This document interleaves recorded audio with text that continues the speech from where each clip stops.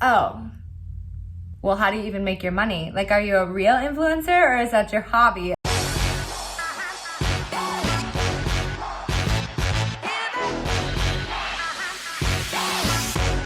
Call me crazy, but I am filming today's video on my bedroom floor. I'm just trying to go throughout my apartment and see which is the best spot for natural lighting and for sound.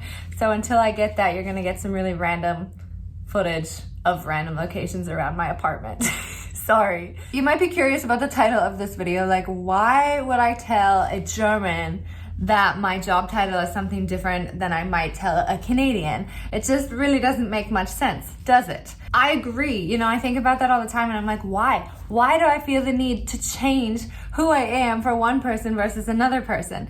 That is simply because we all know that the term influencer, the term blogger, the term vlogger, the term social media creator or content creator or what have you, these can all be viewed very negatively. I've had most of the conversations go like, oh, what do you do for a living, Jenna? And then if I say, you know, straight up, I'm a vlogger or I'm a blogger or whatever, you immediately get people being like, oh. And in my case, it's even worse because my husband is actually a dentist and he hates it. You know, he hates that people just automatically assume, you know, you're a dentist, you must be rich. They also assume, oh, you're a dentist, you must own your own practice. He does not own his own practice and it drives him nuts when people assume that he has his own practice and that he's a millionaire, you know. It is exhausting constantly worrying about like, how do people perceive you? And I think it's so silly because we shouldn't worry about this. We really shouldn't. So I used to tell people in Germany that I was a journalist. And it's not a lie, you know, it's just kind of like scratching at the truth. Whereas in Canada, I would just tell people, you know, I'm a blogger slash vlogger slash I do whatever I want. I work for myself, you know, and I work really, really hard. I feel like in Canada, I don't really have to explain myself so much. That's not to say that Canadians are more understanding, not at all, because this term, you know, influencer is just as negative in Canada as it is here in Germany. That doesn't make a difference. What I do find is that there's a lot more people, a lot more of the population in Canada understands the work and the effort that it takes to build up something as an influencer, you know, to build your own blog, to build your own brand, to build your own course, to sell your own book, like whatever it might be.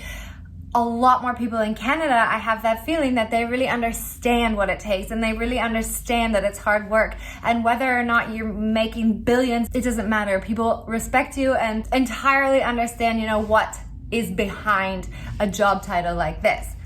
That's not to say that people won't judge you. Sometimes they will and they'll be like, oh yeah, okay, yeah, you're an influencer. But then they might afterwards go on, you know, Instagram or YouTube or whatever just to check and see, well, how much of an influencer is he or she really?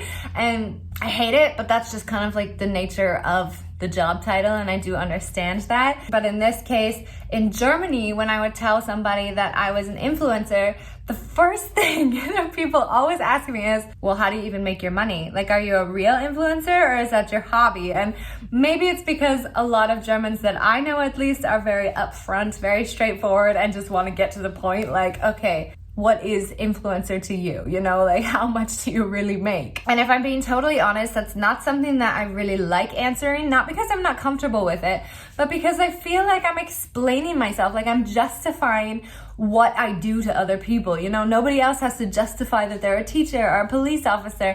And I do understand that it's a new job title and so people are sincerely interested. But then when you go to explain, answering the question, how do you make your money? This is something that takes a very, very long time to explain. You know, you have to explain all of the multiple revenue streams you have. You know, a lot of people who work within this industry have a lot of different revenue streams, whether that's investments, in housing or ETFs or stocks, whether that's making money through ads on YouTube, whether that's making ads through affiliates on your blog or on your social media accounts. There are so many different ways that we do generate a profit that it is just sometimes not what you want to be spending the next 15 minutes explaining to somebody, especially when you often have to do it on a day-to-day basis when you're meeting new people. I found honestly, guys, that I have stopped going to meetups in my city see. I have stopped meeting new people sometimes just simply because I know that topic's gonna come up and I just don't even know how to explain it. So the reason I decided to make this video today is actually because we were at a party last weekend and the conversation started with a bunch of people we didn't know, and my husband got the opportunity first to explain what he does. So they asked him all the questions, about dentistry, and then everything went silent. We had nothing else to talk about. They look over at me and they're like, "Oh, so what do you do for a living, Jenna?" And I was just like, oh God, here it comes. Right after my husband just announces that he's a dentist, I have to announce that I'm an influencer. I know that I shouldn't feel this way, but what people are thinking, They're thinking like, oh, she's a housewife or a stay-at-home mom and she doesn't make her own money. By the way, even if that was the case, I applaud the women who choose to stay home and to take care of their children, because I knew that it was a hard job, but I never knew how hard it actually was until I had my own child.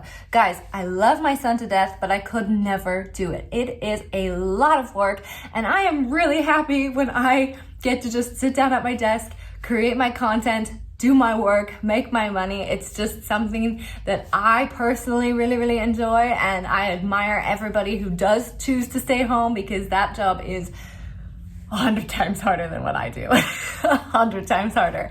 But I don't like when people make assumptions. I don't like when people assume I am something that I'm not. I just want people to see me who I am. And so as soon as I told these people at the party that I was an influencer, they didn't even ask me any questions. This was actually the first time nobody asked me a single question. They were just like, oh. And then I was even more offended that they weren't asking me these questions that I don't like to answer, because I knew what was going through their mind. I knew that they were like, oh, she's an influencer. We don't even have to ask her, because we know who's the one in the family who's making money, and we know that she's just an influencer for fun, There's nothing wrong with what anybody does or anybody chooses to do. I just don't like being judged. And then people assuming that they know exactly who I am as soon as I tell them that I'm an influencer. I understand that I shouldn't care what other people think, but the fact of the matter is, guys, I do. I'm a very sensitive person, and when somebody comes on YouTube and says some super mean comment about me, I'm like, what am I doing on YouTube?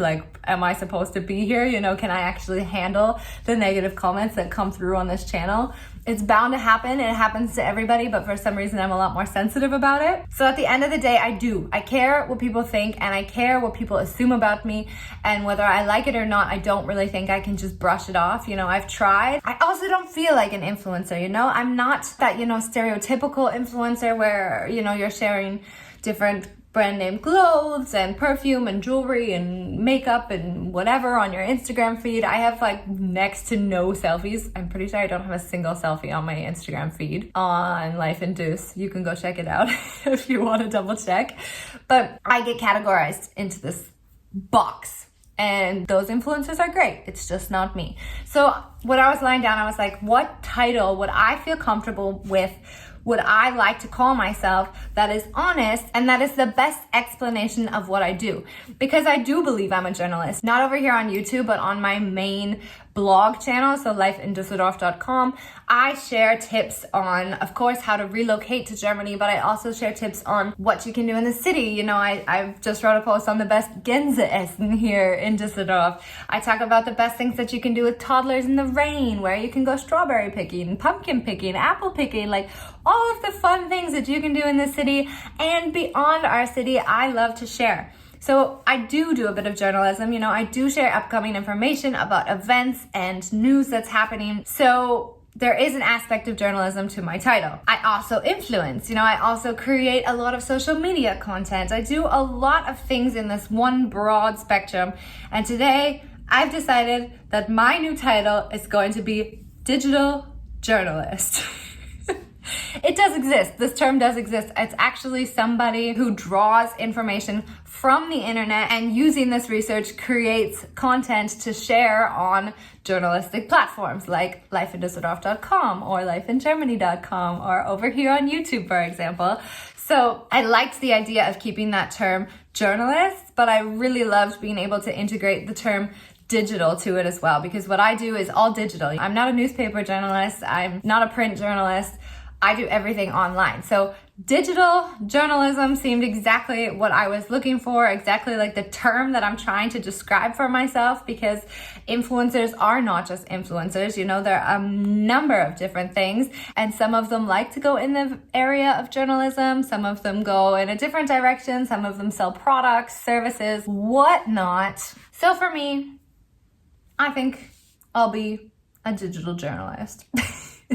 If you guys are in the same situation, if you do work for yourself and you are in the same situation where you feel like you have a really hard time kind of explaining what you do, let me know what you've decided to like coin yourself. Like, what do you call yourself? Do you call yourself an influencer, maybe a digital creator, a content creator, a blogger, a vlogger? I'm interested. And I know I'm not the only one who goes through this.